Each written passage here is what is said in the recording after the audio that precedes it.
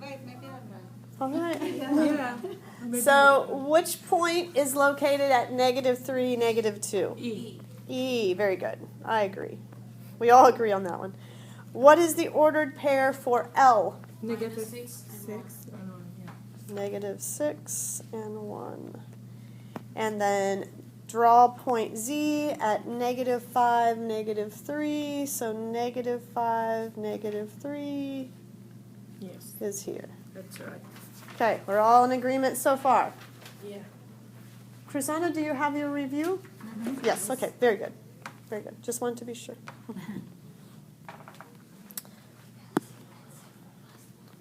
You guys just can't wait about that last question. Okay. At the end.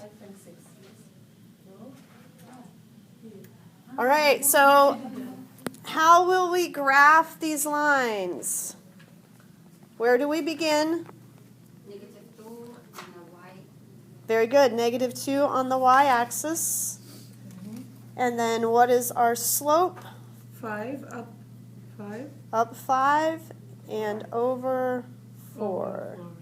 Yes, I meant yes. Because positive. Yes, and it should be positive slope. We should be going uphill. Good. So where will we begin for number 5?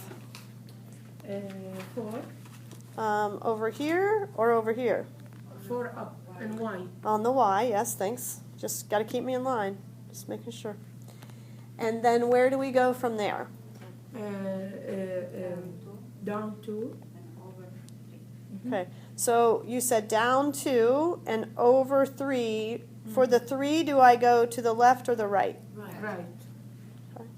Good. Just trying to, all the things that could go wrong, thinking about those. What if someone had gone up 2 and left 3? It would have become a positive slope. Yes. So, if they went up and right, it would have been positive. So when we look at it after we're done, we know it's negative. It should be going down from left to right. Good. After practicing so many things, I realized, okay, this is the key thing where you can know you have done right or wrong. Because then if you just at a quick look, positive, negative. Yes. Now, there's other things we could mess up, Yeah. but at a quick look, we should not have positive or negative wrong. Yeah, if we look back, we should know. When I was doing wrong, I mean, why it happened like that? Realized. But now with the practice, you're like, Yeah. okay, now I've got it. Good. So for 6, I assume we're going to start at 2 on the y. And then it's just -3. Why did I write a 1 under the -3? 1. It has to Move. go right. We have to go right 1, yes. So we are going to go down 3 Down 3 and 1 move. and then 1 to the right. Yes, we don't want to just go down 3 and trace the y-axis. That would not be accurate. Or we could go up 3 and left, but yes, we should all line up nicely again.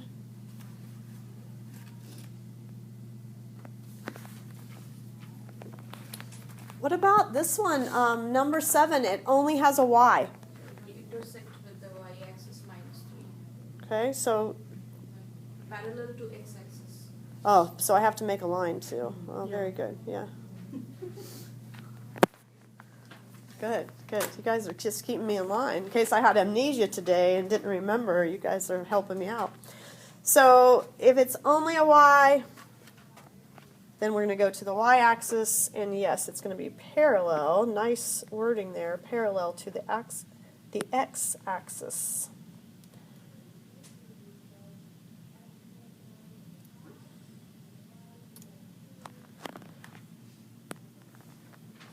Okay, so for these two, we could find their intercepts, but I'm going to guess that you all changed them to slope-intercept form. Did you move them around to put them in slope-intercept form? Mm-hmm. So this is like part of what we did just yesterday. Yeah, -3x. Mm-hmm. -3x another side. Uh-huh. And put -3x plus 12. Yeah, -2y. Hold on, let me clean up my mess over here. I don't know exactly what was going on there, but Oh, hello. Here we go. Okay, and divide negative 2, negative 2, negative 2. Everybody gets Yes. divided by negative 2, yes, because I'm trying to get that y completely And alone. Y equal 3 divide 2, because a negative negative turn to positive. Yes, 2 negatives do make a positive, Okay. good. Plus negative 6. Minus. Minus 6. I mean, if you wanted to write plus negative 6, you could. Usually we would just write minus 6. I put negative 6, but Yeah. Yeah. As long as you have a negative with Yeah. the 6. If you Yeah. add the extra plus, it's no harm, no foul. Usually we don't see it written with plus and negative, just more concise, but yes. So we would start all the way at the bottom of our graph at negative 6. And then up, how many am I going to go up? Up 3, And over? 2. 2. Up 3 and over 2. So I'll go ahead and go up 3 and over 2 again. And one more time. Again, you don't have to make as many dots as I'm making, but they do help make a straighter line. Now, I'm going to show you something. I know you guys are like, don't show me something else now. I'm going to show you another way that would work for this problem. Remember when we talked a little bit yesterday about x and y intercepts, right? Bless you. If I wanted to know the x-intercept, the y would become 0, right? Yes. So if the y is 0, negative 2 times 0, this is all just gone. So then what would the x-intercept be? 12 divided by 3, right? 12 divided by 3, 12 divided by 3 is 4. And the x-intercept is 4. And if I wanted to know the y-intercept, the x would become 0, and I would just have this, correct? And I could divide both sides by negative 2. And it's here. And if I connect those 2 points, it's the same line. Oh, kind of fancy, huh? So, if when we do those divisions, if it was not whole numbers, that is not helpful, right? And so we need to know how to do this because sometimes 5 over 3, I cannot, if the x-intercept is 5 over 3, I can't graph that. But I'm going to use the intercepts here, and then you tell me if it's the same graph that you have. So if I want the x-intercept, the y would become 0. Oh, and it just says x is negative 6. So it would be here. And if I want the y-intercept, the x would be 0. I would divide by 2, and it would be negative 3. And if I connect and extend this, I probably didn't connect and extend very well, but if I connected and extended that, does it look the same as your line? Yeah. Because you should have, again, it's never wrong to put it in slope-intercept form, just kind of a little extra something that you can. If I divide those all by 2, I have y is negative 1/2 x minus 3. Negative 3, down 1 over 2. And if I went up 1 over 2 and I kept going up 1 over 2, I land at the same place. It's the same line. Is it compulsory to draw the line till end, or a small line also works? You should go through your whole graph.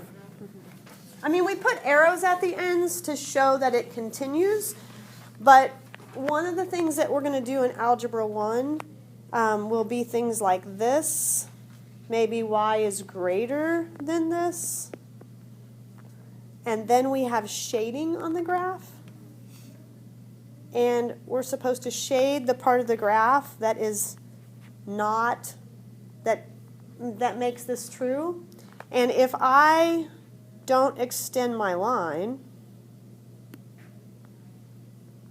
then where would my shading stop down here, right? Like, where would I stop? Oh, I guess I'll just, now so that's one reason, but yes. I mean, if you just, you were close, yours was very close. That is, I would not, mark that wrong or something. Occasionally, I get people who maybe they only do this, and then they go like that. Well, that's way too small. Be sure that you extend it more than just a little tiny bit.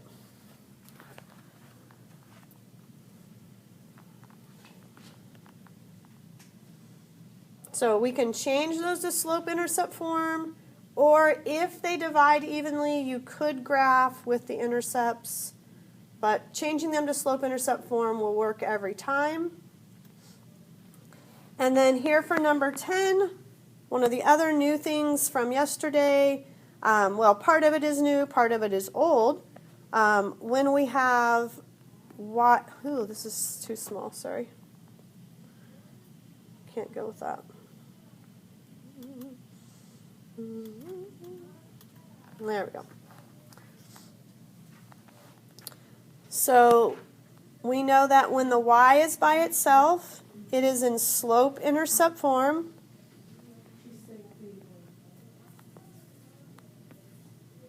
So the m is the slope, so that is just 2. And the y-intercept is -4. So that part we should just know at an easy glance. We don't have to do any math. We could put in a 0 for x, but it's not necessary. We can just see -4 right there. And then how will I find the x-intercept? 4/2. Right, because we'll put a 0 in for y, right? 0 for y. And then we would need to solve that. So the 4 would come over, and then yes, 4 divided by 2. And we do get x is 2.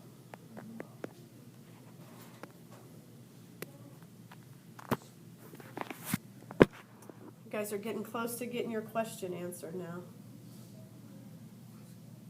The $1 million question.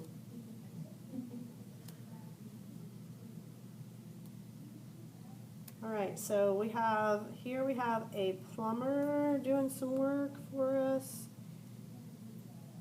And we're going to write an equation in slope-intercept form.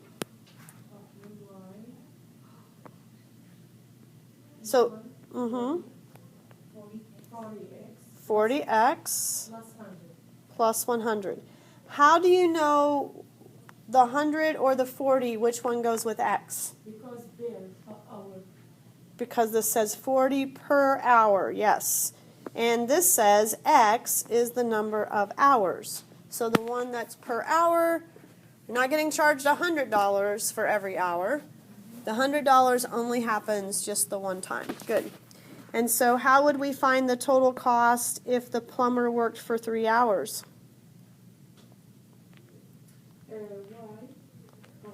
Y equal 40. 40 times 3 plus 100. Very good. Yes. Okay, 120 plus 100. It's 220. 220. You're like, the words are escaping me. How do I say this? 220. Megan, like, Yeah. okay. I don't have to count to 220 very often. Yeah.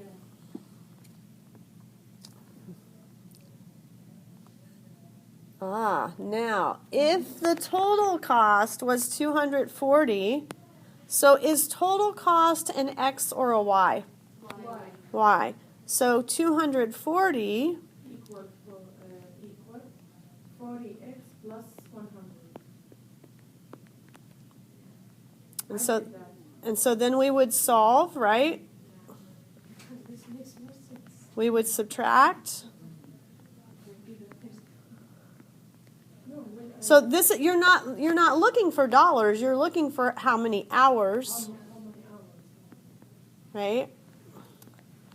30, 3 3.5 hours. Right? 3.5 hours. Now, sometimes people get a little nervous because that has a decimal. Can you be paid for half an hour? Sure. Yeah, we could get paid for half an hour. If this was the plumber, I would just be glad he wasn't just saying, oh, that makes 4 hours. You know, like, we're just going to, I went into another hour, it's 4 hours. Very good. Any questions? All right.